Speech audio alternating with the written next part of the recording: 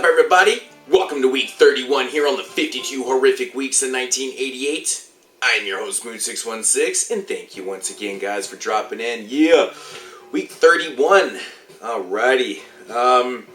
So yeah, no different. The remaining films went into that randomizer, hit that random button, and we've got the very first release from Massacre Video, and of course it's from 1988, and it goes by the title of 555.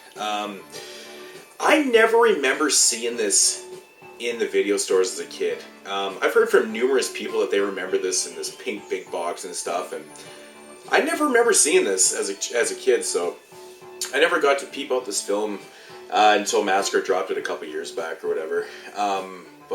Yeah. Of course, this movie is shot on video. It tells you right on the cover. Shot in blood vivid video for your viewing pleasure. You gotta love that. Very awesome release by Massacre Video, though, I gotta say. They did a really good job with this. It just looks fantastic all around. Great cover art. Fantastic. But yeah, so getting into the plot of this one, it basically centers around your two main characters who are actually your detectives. We've got Detective Haller and Detective Connor, Sergeant Connor. They get called onto the scene of this crime one night. A couple has been murdered. And of course, there is a witness. So they take this witness back to the police station. They start asking him questions and stuff, and they kind of start to interrogate him a little bit because what he's telling them just doesn't seem right. It seems kind of too convenient that he was there and he just didn't show up at the police station until, way after and stuff. But there were certain things that weren't adding up for the detectives and whatnot, and so they start to kind of question it. And then the very next night, another series of murders happens. Another couple that's having sex gets brutally murdered and stuff. So they go and they start to talk to their prime suspect, who is like, he's an ex-military, he's retired and stuff like that. So they really start to grill it to him because they don't have anything else. They don't have any other witnesses. They don't have any other suspects or whatnot. So he kind of becomes, prime or suspect number one. So then they kind of go dry. They're not really getting much from this guy and stuff. And then they soon learn from their superiors that there's actually been a nationwide, there's been very similar murders like this, through all the nationwide and stuff over like the last 20 years. Apparently every 5 years there's been a series of these type of murders. And basically what happens every 5 years, this killer strikes in different cities.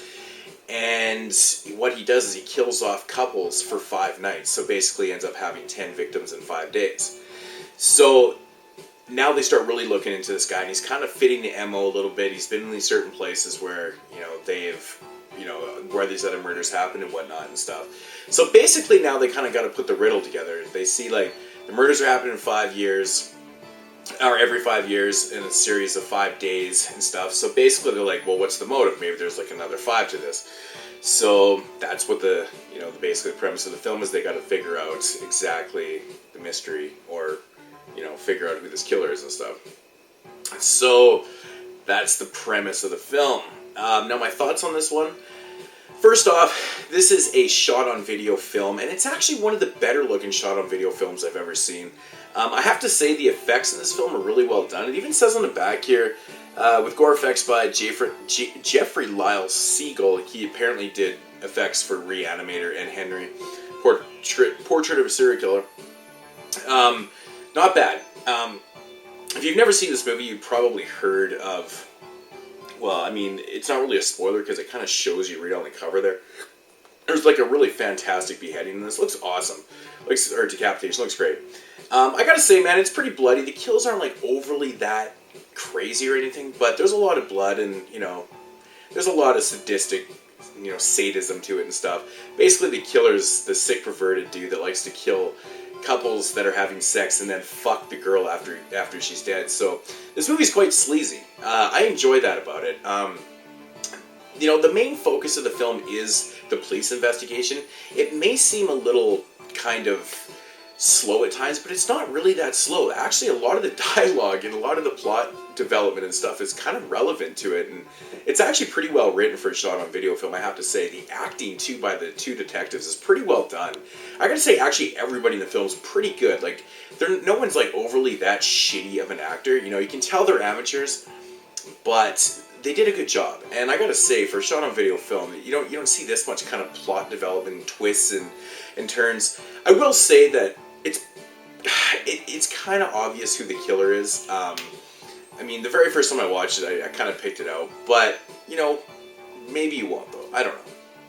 But overall, it's a very fun watch. The relationship between the two detectives is awesome. Detective Connor is hilarious. He's got this really interesting relationship with this reporter. Her name is Miss Rathers. Of course, her name is Miss Rathers.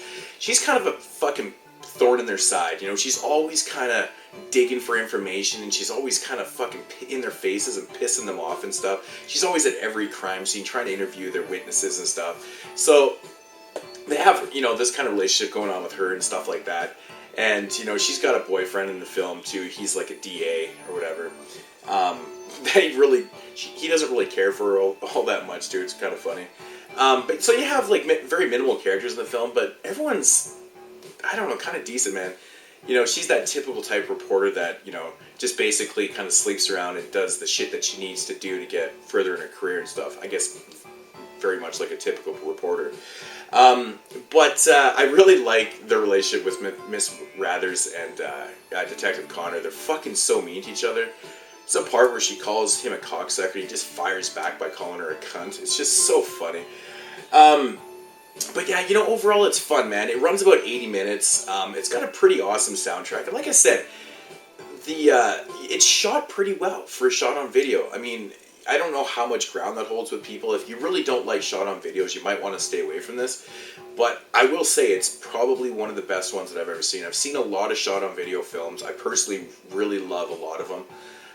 This and Video Violence, I just had, of course, I had to wear the Video Violence shirt for this, are like probably two of my favorites of all time. But this is really worth checking out. It definitely support Massacre Video. This is a release you need to check out. Very cool stuff, very cool art. The inside, you know, it comes with this awesome write-up from a reviewist. And love the art on the inside. Really cool stuff, but yeah, definitely give this a shot. But, you know, I think that's all I really want to say about the film. It's got a pretty cool soundtrack to it. I really like how it's not overused in the film. It's kind of, you know, it's very low-toned, and it's good. It's really good. Yeah, I mean, I guess I could get into the killer a little bit. The killer's like, he's supposedly supposed to be like almost like a hippie type killer. But obviously he's into necrophilia and stuff like that. I kind of like the killer. They don't really, you know, it doesn't really show much in the film. But anyways, I think that's going to do it for 555. I don't really want to give anything else away about the film. But, you know, if you can stomach some SOV, then, you know, give this one a shot, you know.